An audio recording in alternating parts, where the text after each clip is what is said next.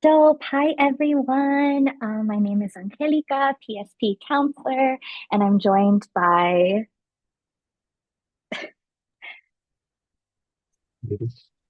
Um, what's going on, everybody? Manny, I'm another one of the Promise counselors. Super excited to be here.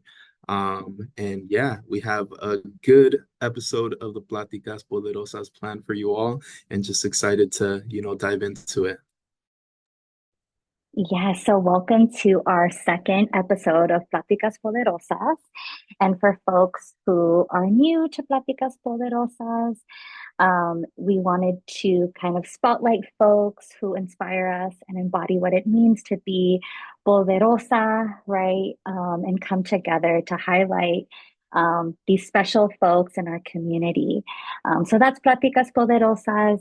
This is our second episode. We have a really special episode with Angela, our Puente counselor.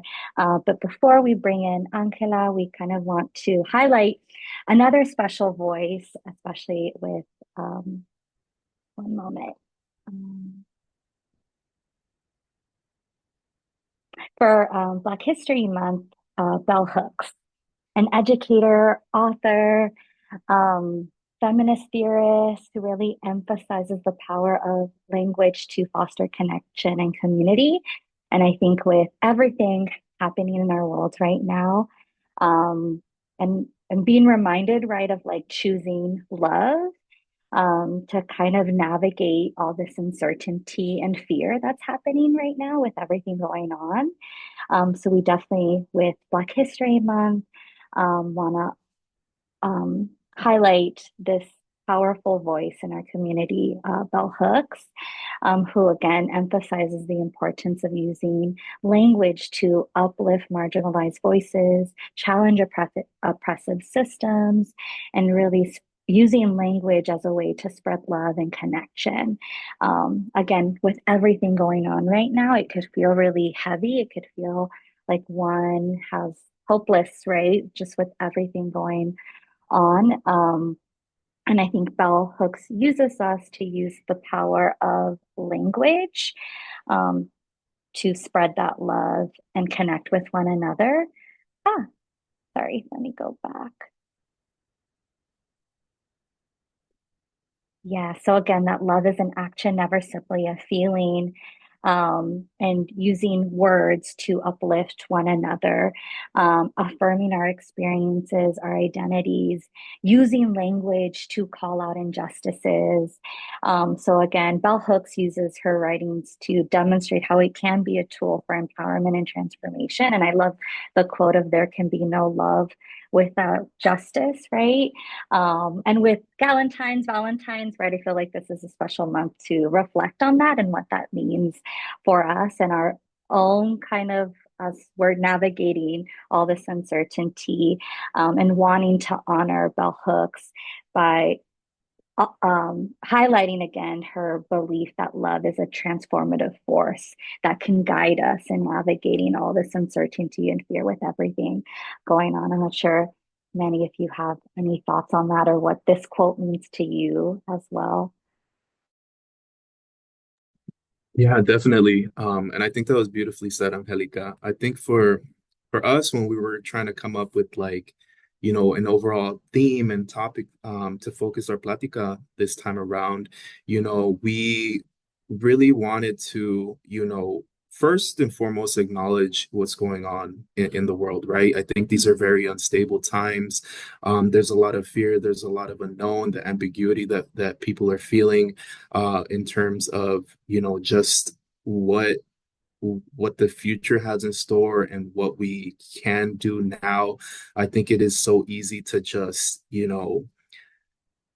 um, throw our hands up in the air and be like, I mean, what can we do, right?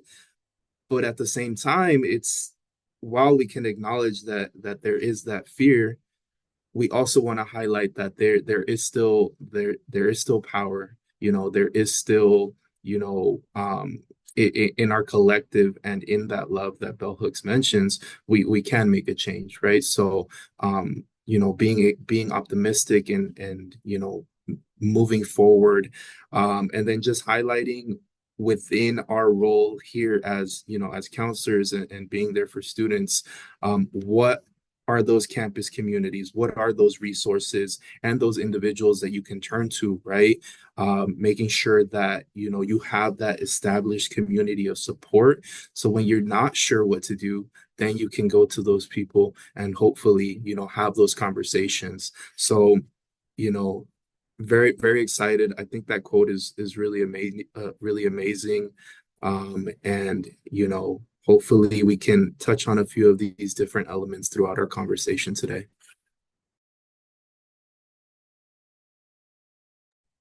Thank you for sharing. Yeah, and I think again with everything happening in the world, stress, right? Um, of just personal life, things happening in our world, um, just again, things that you had touched upon around just the uncertainty of things, that Bell Hooks offers us this reminder that in these times of struggle, that we can turn to one another, that we can turn maybe to love, right, as a source of strength in the face of all this fear, and that it could give us this courage, right, to imagine these brighter futures, right, to seek out those resources on campus. And I think for my own practice as a counselor, right, I think I'm guided by, right, the love for the work and our students, but something for our viewers, thinking about what is your own, again, the theme of like also Valentine's, right? Of like thinking about what is your kind of love language, right? And how you show that. And an example of this, of like the words of affirmation, right? Again, how Bell Hooks has used language to uplift and empower folks. We can also use kind of these words of affirmations, right? So expressions of appreciation, affection, support, to foster understanding, connection, and love. So as some homework, y'all, for the viewers. Just a reminder, with everything again going on, let's give each other some grace. Let's be nice and kind to one another. And maybe let's spread some love, y'all, and use potentially words of affirmations in honor of bell hooks, right? And spread that love and understanding by expressing support for one another during these times. And we have some different examples. So I kind of encourage you all this month and beyond this semester to not forget, right, of like offering those words of encouragement. You never know what folks are going through, right? Um, Reflecting on your own practice, affirming your own, affirming the experiences of others, validating their identities and struggles, but also using your voice as well. It matters, right, to raise awareness around all the issues and social change, right? And also the gratitude and shout outs. But yeah, kind of have a little bit of homework, y'all, for the viewers. Any thoughts, Manny? Spread. Yeah, and I just wanted to bring up a quick point because I think that in her work, Bell Hooks does a really good job of reframing this idea of love.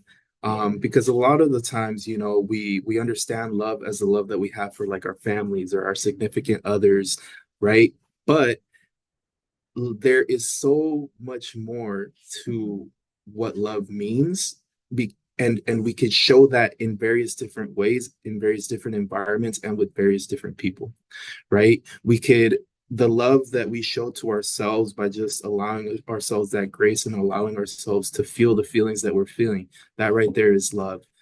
Showing up for your friends or your community, you know, people on campus, your peers, your classmates, helping with homework assignments or just having conversations around how you're doing in school.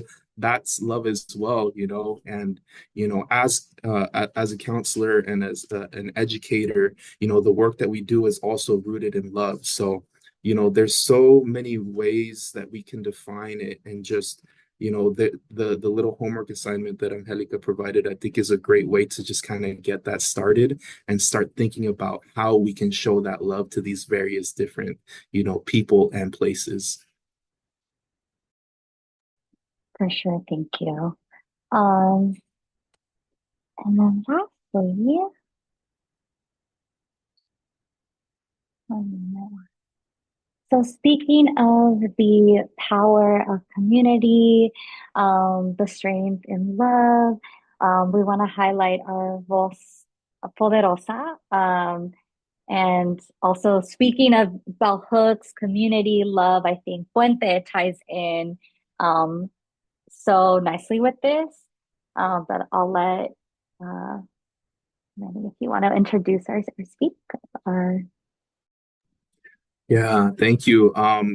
I'm really excited, and just I have the pleasure of introducing our guest speaker today, who is someone that we really wanted to highlight because their work shows that love and that community that we are talking about today, right?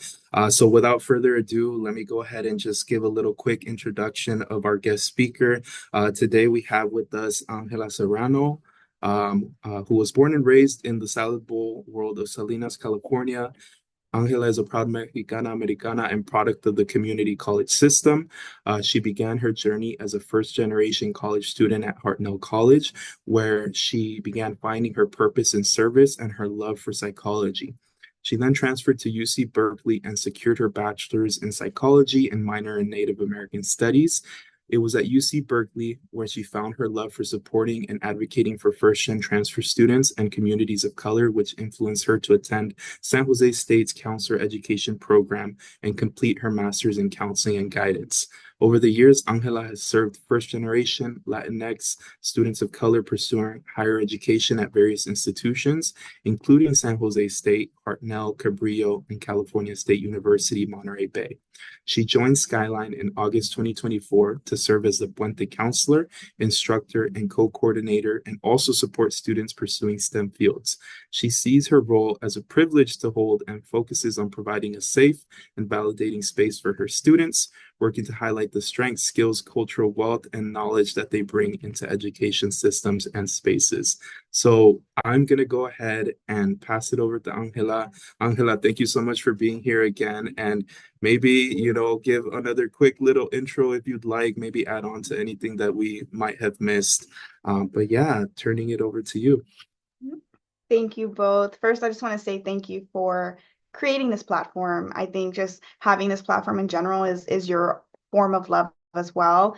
And thank you for the act of or words of affirmation, Angelica. I'm actually going to assign that to my Puentistas tomorrow for homework over the weekend. So you inspired me. Thank you for introducing me. My name's Angela, for those watching. I am the Puente counselor, and I also support STEM students here, and I am new to Skyline. I just started, I think, 8 months ago in August, and time is flying by. But just a little background about Puente, if people aren't familiar about it. Puente, we are a learning community here at Skyline, but we are a statewide project as well. And it's a pretty special community of mhm. students that take English and counseling together, and then I support them kind of their entire time here. They get paired with a mentor. So I just wanted to kind of also mention that as well within Puente. But yeah, you summed up me pretty well in my bio, and yeah. Yeah, I'm realizing, Angela, that I think I think we've crossed paths, but we've never had like a convo before, which is so funny of like, yeah, time just flies and we Mhm. could all be at the same campus, but everyone's so busy of like, we don't really get to check in with one another. And it's just funny to me of like, oh, this is the first time we're, we're checking in It is. It like just kind of this. goes back to that, like life is busy and with everything going on, like I feel like sometimes we Yes. get into survival mode or just like day Yeah. by day, and it's so easy to Yeah. forget, like, let me intentionally have a community and let's intentionally check in, Exactly. right? It can get really hard to do that. Yeah. Yeah, exactly. Um, well, again, thank you so much for being here and being in community with us and being our Voz Poderosa for our second episode. Very special. Um, and I guess to get started, I'm curious, Angela, of what does it mean to you when we talk about being like a Voz Poderosa, right? How do you define being a Poderosa? Mhm. Um, Especially as a first gen Latina. Yeah, curious of how do you define that or folks who inspired you as well? I think so. When I think of being a poderosa, what comes to my mind like immediately are like images of my mom, images of my Mm, grandma. Like it's not even words, mm, it's just like them in my mhm. mind. Um, Yeah. and through that, I think it says something because to me, being a poderosa, or how I see it at least in one form, is choosing love and choosing to give. I think in Mm, a world where it is pushed on us to mhm, be very individualistic and to just think of ourselves.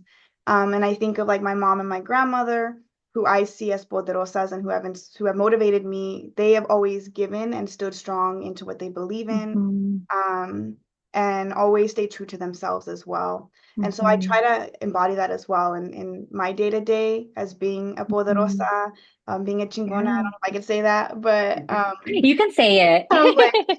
I being know it's on the tip of my tongue, but I'm like, I'm let's like, say it. what do we Yeah, say? being a But just being true, not only being giving and loving and kind of choosing that path, but also yeah. being true to myself and standing true to who I am, Hmm. being authentic, and using my voice to speak up and also speak up for what Hmm. I believe in, but also to spew Yeah. positivity and like love as well, like not just using words Yeah. carelessly and being intentional. I think all of that kind of encapsulates what I can see as being a poderosa and kind of how I navigate that Yeah. as well. Hmm. Yeah. I think like in a world, right, that tells us as a Latina to not be this way, right? Or there's a lot of also negative stereotypes associated, um, potentially. But I think, yeah, staying true to yourself, being authentic, and yeah, thank you for sharing. Yeah.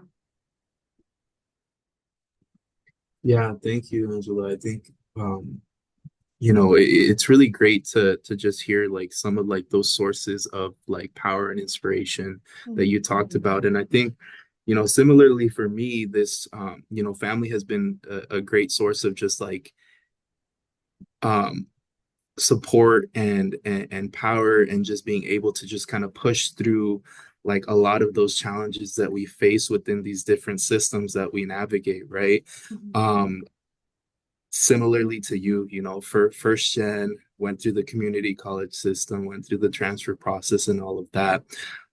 So for me, a lot of the times it was okay, I know that I'm doing this for a reason bigger than myself. And Mhm. then when those times got difficult, I would reflect on that purpose, right? And that why. But I'm also curious to hear a little bit more, just since you mentioned, as a Latina, as a first generation college student, what are some of those challenges that you faced, on your journey of higher education? And, maybe you can speak a little bit more on, maybe particular communities or systems of support that, supported you through, those challenging times. Yeah, thank you. Oh, it's gonna get real. No. I would say honestly, the biggest challenge I did navigate as a first generation college student. But I think the biggest challenge that I had in my experience was my own self and my own like mentality that I had. And I'm sure a lot of our students, and maybe you could even relate, but I was so scared of letting my parents down. I was so scared of kind of being a disappointment in a way and not making something of myself. And because of that, I kind of like navigated in that fear for a long time. And I'm still kind of, even till being a, professional, I'm still working through that kind of fear of failure, perfectionist, just very kind of being in that space. And so I feel like as I was navigating higher ed, in addition to like, am I studying right? Am I even doing anything right? It was also like, I don't want to mess up. So it was kind of like paralyzing sometimes. And I kind of had to navigate through that.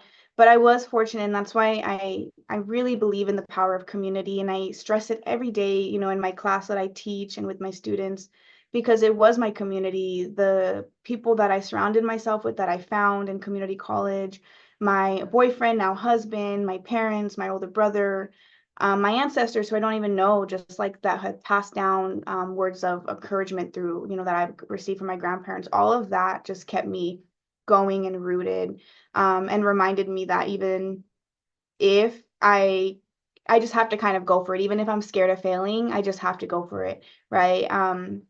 And so that was, I think, one, going back to like my biggest challenge is just not giving up and also just not giving into the fear of messing up as well. But it wasn't really healthy. And I relate a lot to some of my students now who are very anxious and very scared to mess up and don't want to let anyone down, because that's exactly how I was all the way through higher education. Um, yeah, I would say that's probably my biggest challenge, in addition to like figuring out the systems, right? I wasn't part of a community college. I didn't join TRIO or EOPS. I didn't have any program, or like we didn't have a Promise Scholars. I didn't have Puente. So I was just kind of floating around, being directed to different individuals. And I was really fortunate that the people that I encountered, the counselor, the instructors that I was navigated to, were really caring, and they were really student centered. And so I was taken care of in that way as a first generation student. And I trusted everything they said. My counselor put the classes down on my plan. And I was like, all right, I'm following it, right? Like I didn't question it. I just said, okay, thank you. And I was lucky that I was in good hands. I feel like I kind of just lucked out in that way. Um, yeah, so that experience was a little different. Um, in terms of communities, like at the community college, I would say, despite me being a really like shy individual and I get really nervous, I used to get really nervous talking to like new people. I knew that I had to find some type of community, and I knew I had to be around like-minded people. And so I like forced myself, like I literally forced myself to join the psychology club. I showed up and I was so nervous. I felt like throwing up because I was like the new person in the room, but I did it, and I ended up volunteering to be secretary because they needed someone. And I'm always the one helping out if some people need help. I'm just like, okay, I'll do it.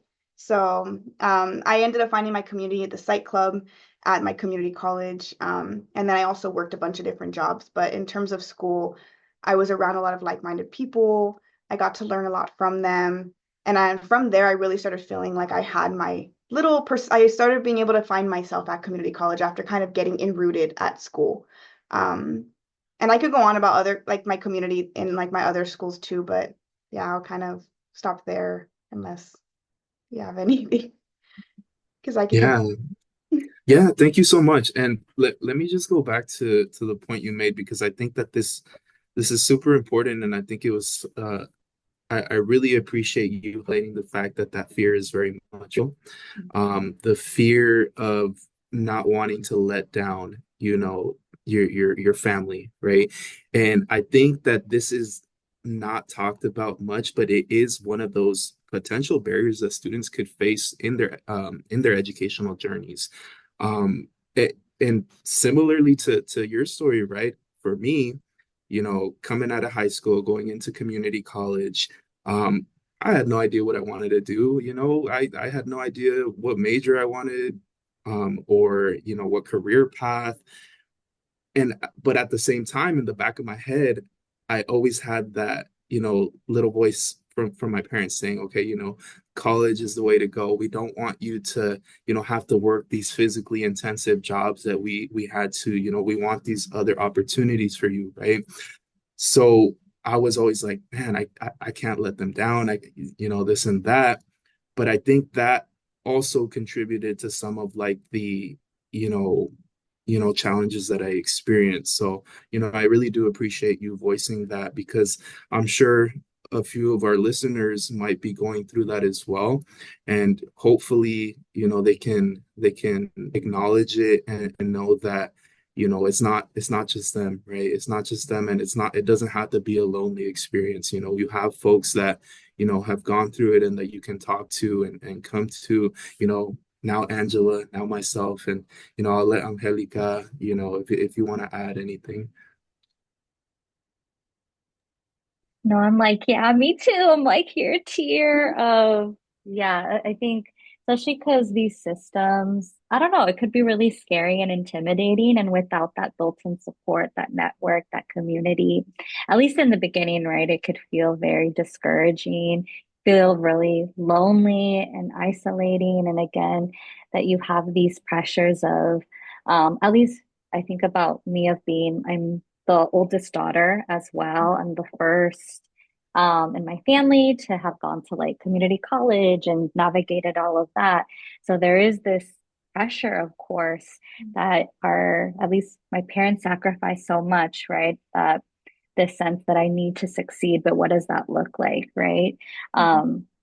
As you're also navigating everything else and all the stress and anxiety and having to work, and it's a lot. So I think we are kind of also forced of like to face all these different pressures, to conform to all these different standards, and also being like the gender norms as well of like just everything, right? That we don't also really talk about. That I also hear from our students of all these different expectations. Um, yeah, so thank you for touching upon that. And I guess I'm curious as for our next question, I think of how have you stayed true to your own values, stayed authentic to yourself, especially how within like your Latinx identity of like how do you stay true in a system that maybe doesn't support us being our authentic selves or doesn't encourage or make us feel safe, right?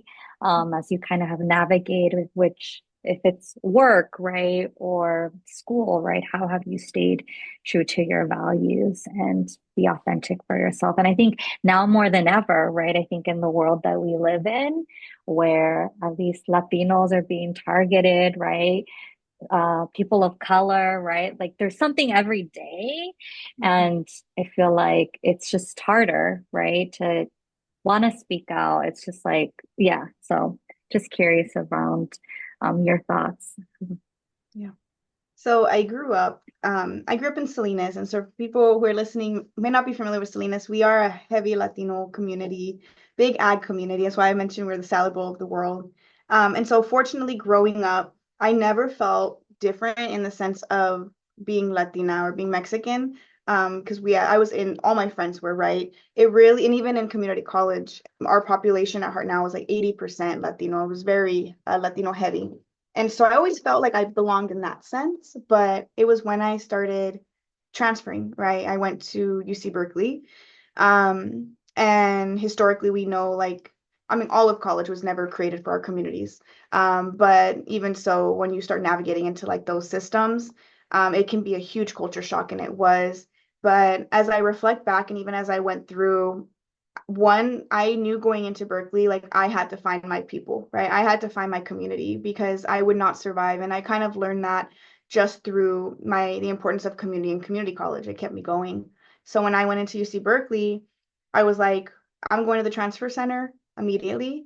And I'm gonna look for like the Latino centered clubs immediately. That was kind of the community I chose to focus on because there's tons of communities you could find your purpose in, your comfortability in.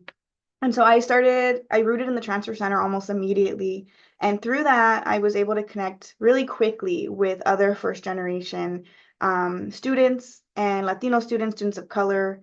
And literally from that moment on, the entire time at Berkeley, I was never felt like I had to fit into a box. I never felt like I had to speak a certain way or look a certain way because I surrounded myself with folks that look like me, sound like me. Our parents are, similar values, religions, all of that.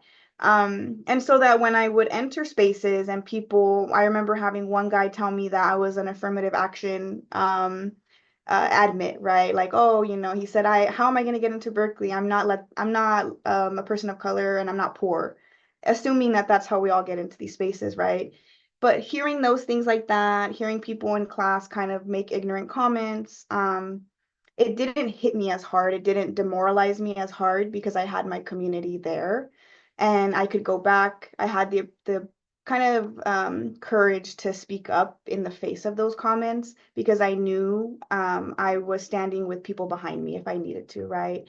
And so that is why, like I mentioned, like community is so important. Whatever community or you or the students listening, like you feel like you belong in, you root there and you find that because they are going to be the people and the places and the spaces that you can rely on when you hit those things where you're like, what the heck? Like there's people really out here with those views. There's people really out here like this.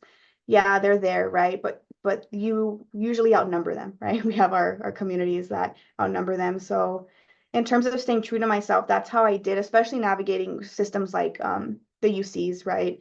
Mm-hmm. And I would say UC Berkeley more so because San Jose State was, in my opinion, it was for graduate school. So I was just in and out of there. And again, I found my Mm-hmm. community, but it was a little different. I was in and Yeah. out. But yeah, that's kind of how I've done it. I've literally just surrounded myself with people where I didn't have to mask. And I Mm-hmm. didn't have to do that. And I think I have a privilege of that because I was able to find my like-minded people. But that's Yeah. kind of how I survived, or that's how I kind of didn't stayed true to myself Yeah. intentionally. And yeah, thank you for sharing. I think that's an important note of like for our students who are listening of like, yes, find your community, find your people that are going to have your back, that are there to uplift you during these difficult times. Your hype people who are going to hype you up, whether it's here at Skyline or when you transfer, right? That it could be really intimidating and scary. And we can we could be made to feel like we don't belong in these spaces. Mhm. Um, but yeah, like find your people, find your community. But sometimes you have to like go and seek out these resources, go and put yourself out there. That could also be really scary and intimidating. But once you do, right, it's like you realize that like you're not alone. That yeah, that we're all together in this. And I think that's a great way of like combating these very ignorant comments, especially yeah, these microaggressions that we kind of hear throughout our journeys of that, yeah, we don't belong. But we do, and we're here. Yeah. Yeah, so thank you Yeah, for it's even sharing. I remember being at Berkeley. It's even in little comments where people don't mean, like I remember Yeah, talking to someone in class and she's like, "Oh, I'll just put on my dad's credit card." And I was like, "What?" yeah, Like little things like that. It's like it doesn't oh, really for sure. necessarily, they're not telling you you don't belong, but it kind of makes that little culture shift. Like, Oh, wait, what? yeah. It's It's a culture interesting. shock for sure. Yeah, So, I went to UCLA and that was a complete like yeah, my mind was blown of just all the privilege. Like yeah, like that was not my experience. Um so every day I was just like, "Oh my gosh, like yeah, yeah. it's these comments and but I knew of like, okay, I know who I am. I have my people, but it was very, for sure, can make things difficult to kind of navigate it and wanting to belong in these spaces, but realizing like, no, I don't want to belong to these groups. Like I'm good with my people. Yeah. So yeah, it could be very interesting for sure. Mhm. Yeah, beautifully said, y'all. And I keep looking back at your poster that you have behind you, Angela, the I Poder en Comunidad.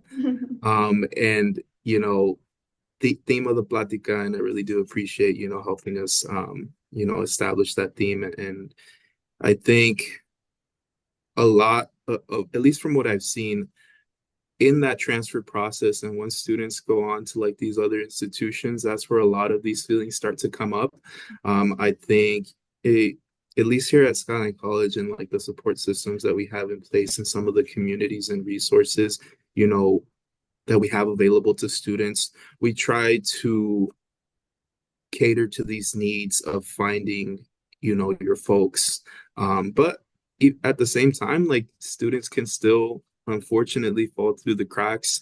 I know for myself, it was, I consider myself a huge introvert, so it was really hard for me to like seek out those opportunities, and then even more so once I finally transferred. So for me, I've went through like the whole motions of like imposter syndrome in the classroom, being the one that sat in the back of the classroom and didn't raise their hands or contribute to the conversation. Mhm. Um, so I'm curious to hear from you, and I know that you touched on it a little bit. Um, like this term of imposter syndrome and this idea, was that something that you potentially experienced? And if not, have you seen it within your students? And how do you think that we can, help combat these feelings and make sure that everybody is feeling, well connected and supported within not just the classroom, but the campus environment at large. Mhm. Oh yeah, I mean, I still feel imposter syndrome. I felt it all through my time. So much so that I would have friends that say, "Wow, Angela, you're so good at this," and I'd be like, "What?" Like it just wouldn't hit me because I just feel like I just felt like a lot of times that I was not a fraud, but like I just didn't belong. Like I always felt like getting into Berkeley, I got lucky. I always felt like master's program, I just got lucky. Right? A lot of this just like, oh, it just was luck, right? Luck, luck, luck. And I still feel like some of that. Um, and I think one of the things that has helped me, I still feel it, but one of the things that has helped me is representation in leadership. So seeing, I was fortunate in my last school, I had a dean who was vice president. She was woman and she was a Latina, and she had a very similar upbringing. And she would say stuff like, "Oh, I'm nervous," or "Oh my gosh, I don't know how to prepare for this." And she would kind of own that not knowingness, and it really validated that, like, okay, she's in this quote unquote vice president role, who I think is supposed to know everything, which we know that's not realistic.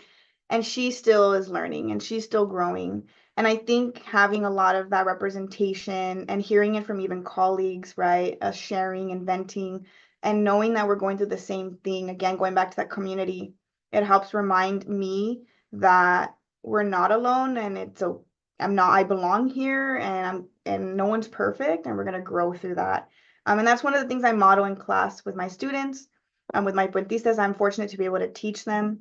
And I'll say stuff like, "Oh, my bad, I messed up here. You know what? I don't really, know this. I need to research this a little more." Or I'll be like, "Hey, I'm feeling a little nervous." Like I'll be transparent in that way, hoping to show them that I'm this professor, I'm this counselor, but I'm also human and I also am not perfect, right? And they don't need to be either.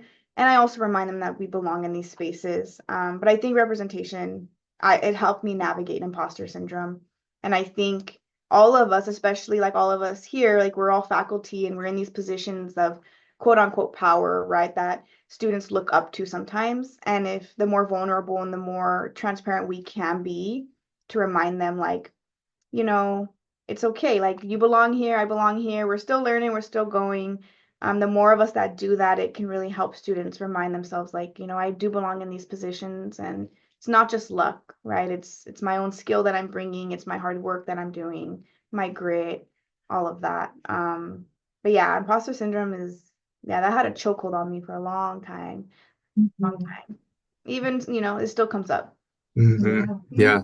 Oof, that's so real. And I feel that to my core. I mean, especially as a new counselor to the field and just having gone through a master's program and being in these spaces where I'm like, what are these big words you're using? I don't know what you're talking about. And then now coming into this position and, there's this huge learning curve that I'm, still trying to get a grasp of.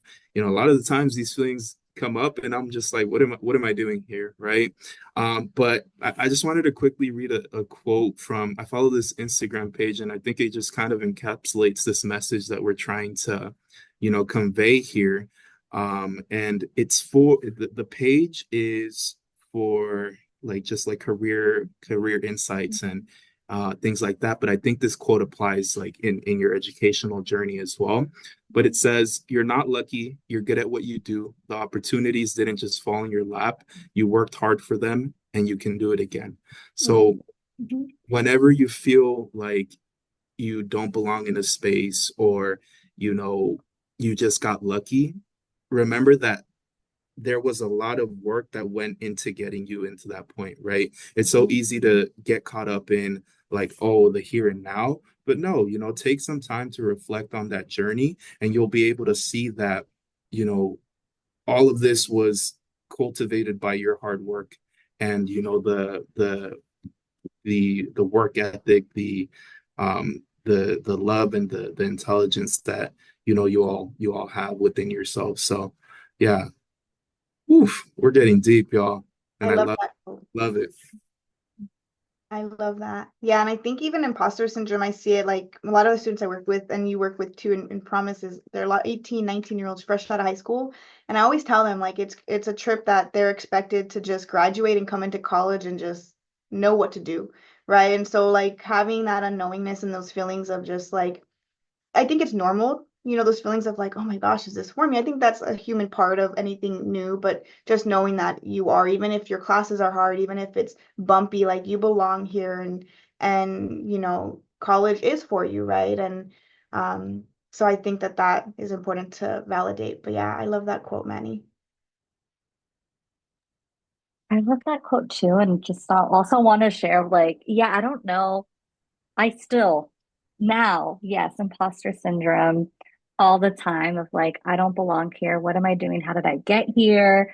It always creeps in. Um, and yeah, that I just want to share with our students that they're definitely not alone in navigating any of this. And I think a big part of like when I do get at my most deep with feeling like a fraud, feeling like it was just luck and not really forgetting all the hard work, right, that I've put in.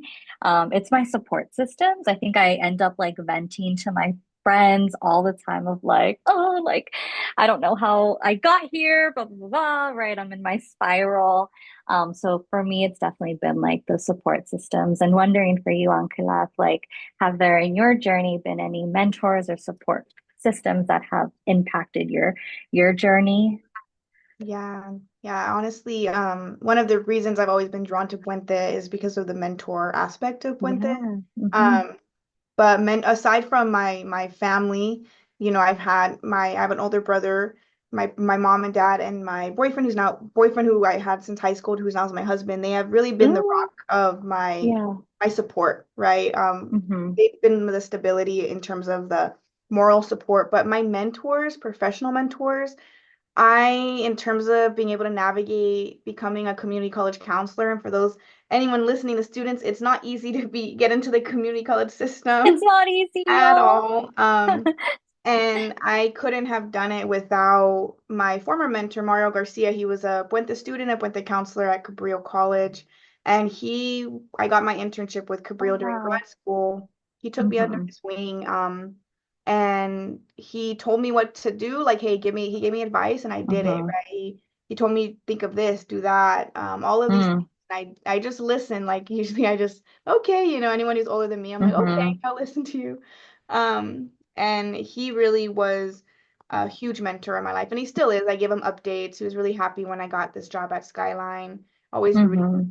for me. He's a huge mentor, professional mentor that I have. Mm. And one of the reasons why I believe in Puente and I believe in setting the platform for students to find their own mentors in whatever stages of life Hmm. they're in. Hmm.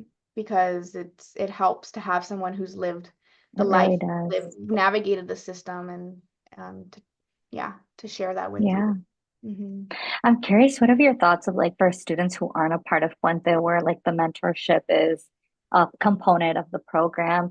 How would a student go about, or any recommendations of going about like finding mentors? Because I also agree of like how critical that is. And I remember in my own journey, um, I never really had like a mentor. It isn't until now, right? I think more I realize of like in the counseling profession, you really do need those support systems and folks to help guide you and hype you up. But I remember community college, I really didn't have anyone. And I think it would have helped to just have someone to tell me of like, yeah, like give me some tips of how to navigate everything. Um, yeah, so just curious for folks who maybe aren't a part of Puente, of how would they seek out mentorship? Hmm. I'd say like outside of a formal mentorship program, Hmm. I in community college didn't have formal mentors either. I sought forms of mentorship through like faculty that I resonated with. Hmm. So if Yeah. you're like a student, like if you're listening and you're in a class and you really are inspired by one of your professors, or you really just like their personality, they seem welcoming, going to their office hours and getting to know them, and asking them questions or just learning more about them. That's one way to kind of start an informal mentorship where you kind of can learn. That's something that I did, was took advantage of that. And it wasn't necessarily professors that had, because I didn't know what I wanted to do in community college. It was just professors that I felt were friendly and who really knew their subject. And I always loved that. I love people who were like professionals in what they did. Outside of that too, I found mentors through work. I always had a job. And so I was fortunate, like one of my supervisors, they already had completed education. So I would ask them about college and just kind of have those conversations. And through that, created an informal mentorship as well. And so in community college, it was very informal, just kind of seeking out people. Again, it was hard because I was shy, but I also knew that I needed that. I also was so scared of like failing that I was like, the fear was stronger than my fear of or my shyness, right? So I would kind of recommend that. I think professors is a good way. Counselors is another good way. You can come in, and if you feel like you connect with a counselor, ask them about their journey. Like, how was your college journey? You know, Aprentistas and other students ask me like, what did you do? Or how did you find out you wanted to do psychology? And just little things like that. We are human, and I speak from experience of being new here, but a lot of Skyline counselors, every single one of them are friendly, and they really love what they do, and they would love to share their journey as well of how they made it, and how they decided on their major and all of that. So that's another friendly way. Aside from getting involved in like clubs, and which Club Rush I think is happening today, and different programs that are around, like joining EOPS or Trio, that are a little more open than Puente, since Puente is very like kind of a smaller population. So there's just kind of a lot of ways, and it doesn't have to be formal. It can be, I'd say it could be informal, um, in terms of like finding a mentor. Yeah, definitely. I think, you know, having those people that you could turn to and seek advice and connect with is very important. I always say that it takes a village. Mhm. It takes a village to, go from point A to point B. Higher education is it's definitely a big journey, a big experience. But if you surround yourself with the right folks, then you can make it that much more easier on yourself, right? And like you said, Angela, I think mentors come in a variety of different individuals, right? I feel like even your peers could be mentors as well, other students that have maybe experienced like something that you're currently going through, they can provide that, mentorship to you. For me, for example, like one of my um, longest individuals that I consider a big mentor, I met when I was still in high school and then transitioning into the community college, which is a counselor here at Skyline, right? So those relationships can be long lasting. So definitely, don't be afraid to get outside of your comfort zone and reach out to those folks. And it doesn't have to be like, yo, you want to be my mentor or anything like that. Just like connect with them on a human level, and more than likely folks are going to want to support. But pivoting kind of back to our theme of power and community, I'm hoping that you can speak to a little bit more about the Puente learning community, because I believe that is one of like a really powerful community that we have here on campus. And just speak a little bit more about what it is, and how students could potentially join, maybe what your role is, and some of the maybe like events, resources, and things that students could expect within Puente. Mhm. Yeah, so Puente is one of our many learning communities here, and it was created back in 81, actually. So 1981, it's been going strong. And I think kind of tying it into what we talked about, love, I really think Puente was created out of love for students. The counselor and English instructor created it because they noticed a lot of Latino students were not enrolling in college, or when they would, they wouldn't stick through, they weren't transferring. And instead of kind of just not acknowledging that, right, they created a program from it that has blossomed into like 60 plus or 100 plus schools now. by doing counseling and instruction and mentoring.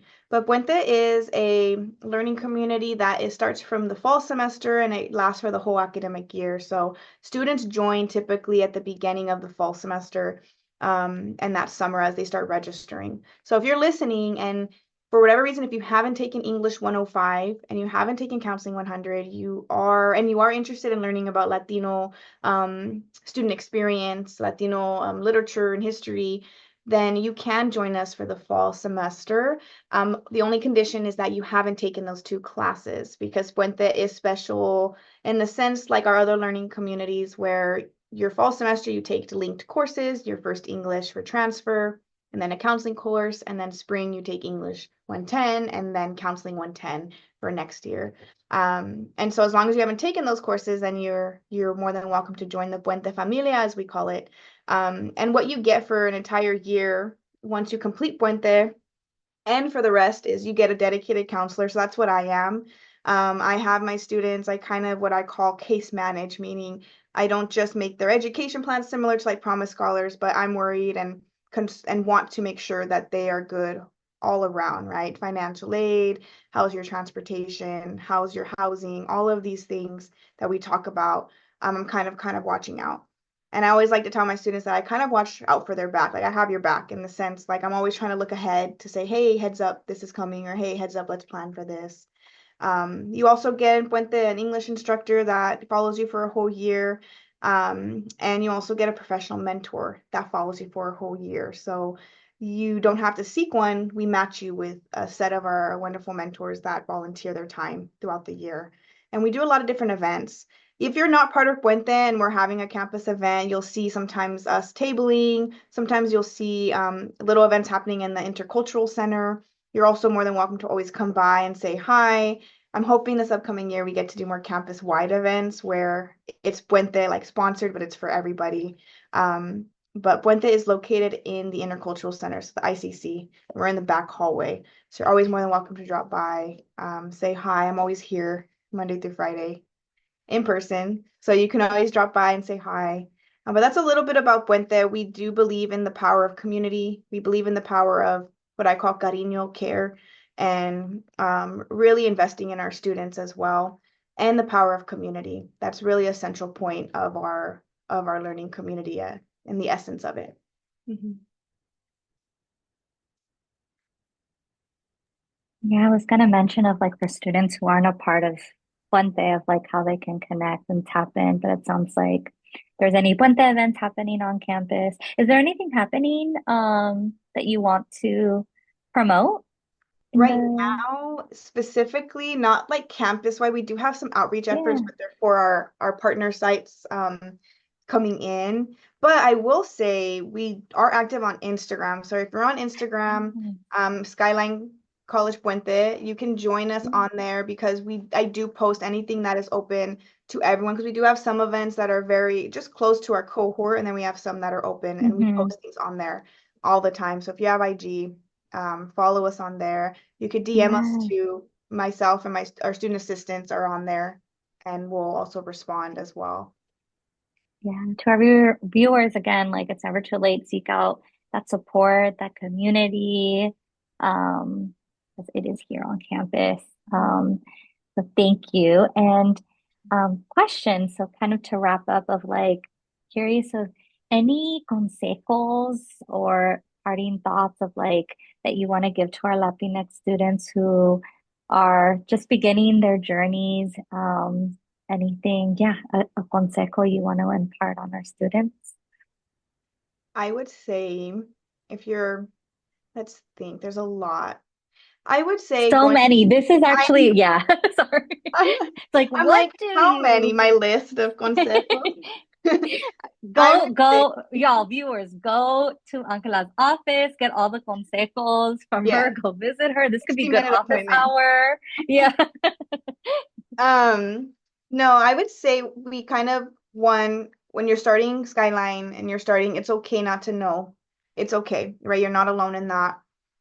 You want to take it also day by day, but use your resources as well. So connect with your counselor, connect with a counselor, to have a plan, but also to take it day by day and try to enjoy the process. I know it's hard because some people, you might be juggling multiple jobs and dealing with everything at home and coming to school, but take it as much as you can day by day and try to enjoy the ride and remember that you're not alone. There are a lot of folks here. I'd also say to maybe not a consejo for college, but just tying into the component of love and leading with love, especially during this time. I would say you yourself can be a change maker. You yourself can do a lot by just caring about your peer in class, just being kind, giving a compliment, like Angelica was saying, with her homework for you all. Um, really think about a way that you can contribute to your peers. I would say that that would be something too that I would give, especially in these times. A lot of people are carrying things that we don't see, and just one act of kindness can really be the difference of them continuing or dropping out. And so I feel like we all can watch each other's back in that way, in addition to taking care of yourself, but also keeping that in mind as well. But I have a lot of consejos, like Angelica said. You can come by my office, 4250 anytime. You can catch me. I'd love to talk more. Um, but yeah, just know you're not alone. You belong here. And there's a lot of us who also you can reach out to just to say, hey, how's it going? Any advice. Mhm. Well said, Angela. Thank you so much. I think I'm have to take a few of these consejos and stop by your office as well, because I feel like, Come you on know, over. yeah, a lot of the time I'm like, huh, okay, wait, hold on. What do I need to do? What am I doing? Am I doing the right thing? But, just grounding yourself within, these words of advice and making sure that you're connecting with folks is definitely super important. But we want to thank you again, Angela, for taking the time to just chat with us today and, being that voz poderosa for our students. Really happy and excited to have gone through this, very, very fruitful and amazing conversation that we just had. So yeah, thank you again for the time. Thank you both for again having this platform and inviting me. I like I had mentioned to Angelica, I was nervous because I don't like being the spotlight. But it is something I always tell my students, growth is always uncomfortable. So you just kind of take a step in. But I appreciate you for inviting me. Yeah, yeah, definitely. And you did amazing. So I feel like you're a natural for sure. And we'll definitely share the recording to you as well. And you can share with your students as you'd like. Mhm. Yeah. But for any Promise students out there that are listening, just a couple of things to keep in mind. At the end of listening to this recording, please definitely fill out the survey just so that you get your PEO credit.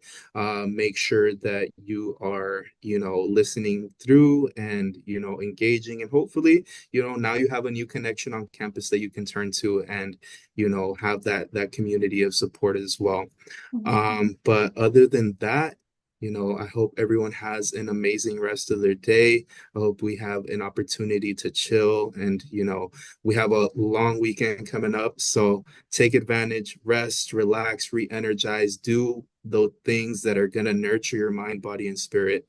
But yeah, Angelica, anything before we go? No, just a reminder, spread that love, y'all. Take care of one another, have each other's backs, like Ankala was saying, because these are some really scary times and that you're not alone and that our doors are always open to connect. Regardless, it doesn't have to be about academics, but know that we are folks that you can turn to. I don't know if my consejos are going to be good as Ankala's, but we'll give you the tea, but thanks, y'all. And don't forget to give us a 5-star rating. I guess we're open to feedback as well in the chat. But thanks, y'all. Have a good day. Like, comment, and subscribe, y'all. All right. Thank you.